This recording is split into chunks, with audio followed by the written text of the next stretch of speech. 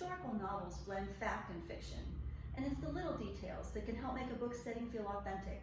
I'm Tracy Lawson, and in this video, I'll share the recipe for apple tansey, a popular colonial side dish that appears in my novel Answering Liberty's Call. Anna and Benjamin's courtship begins at an autumn cidering party at his family's orchard.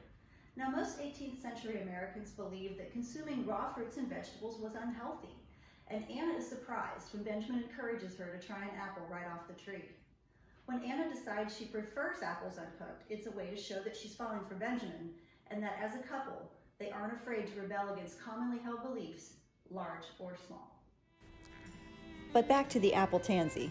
I'd never heard of it until I found Tori Avey's post on her food blog. It looks pretty, doesn't it? This is how the recipe appears in a colonial era cookery book. Though I'm not known for my cooking skills, I decided to give it a whirl.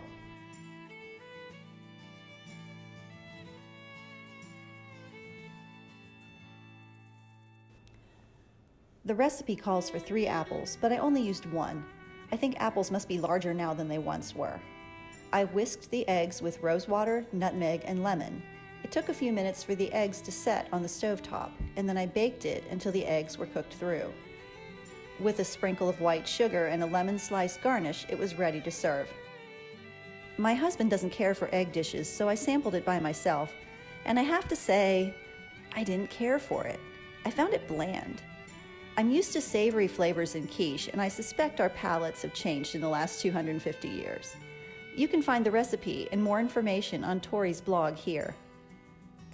In the next video, I'll discuss the period sewing techniques I used to make Anna's wedding gown.